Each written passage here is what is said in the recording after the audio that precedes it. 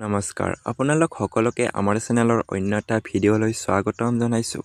আজিৰ ভিডিঅ'টোত অংগনবাড়ী কৰ্মীসকলৰ ধৰ্ণা কাৰ্যসূচী স্থগিত ৰখাৰ বাবে এখন নটিচ জাৰি কৰিছে।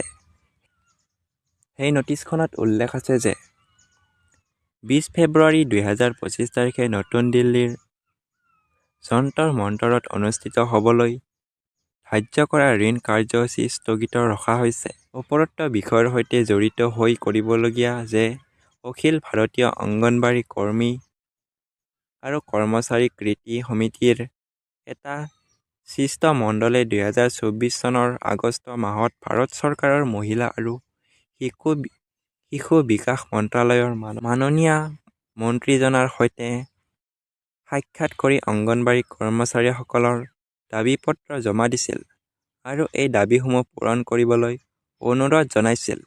কিন্তু প্ৰায় 6 মাহ পাৰ হৈ যোৱাৰ পিছতো ভাৰত চৰকাৰে অংগনবাড়ী কৰ্মচাৰীসকলৰ দাবী পত্ৰৰ ওপৰত কোনো সিদ্ধান্ত লোৱা নাই।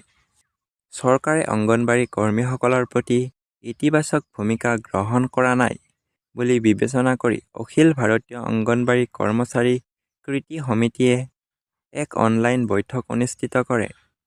এই বৈঠকত সৰ্বসন্মতিক্ৰমে সিদ্ধান্ত লোৱা হয় যে মাননীয় সৰ্বোচ্চ ন্যায়ালয় আৰু মাননীয় গুজৰাট উচ্চ ন্যায়ালয়ৰ নিৰ্দেশনাত তৎক্ষণাত কাৰ্যকৰী কৰা হ'ব। মৰ্যাদাৰ ভাত্তা বৃদ্ধি কৰা হ'ব।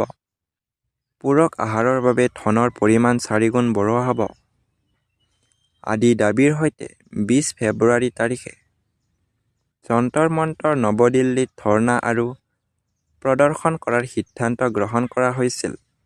আৰু এই নটিচত উল্লেখ কৰিছে যে অংগনবাড়ী কৰ্মীসকলে ক্ষোভ হৈ থাকিব নালাগে। অতি শীঘ্ৰে অংগনবাড়ী কৰ্মীসকলৰ মাননি বৃদ্ধি হ'ব বুলি এই নটিচত উল্লেখ কৰা হৈছে।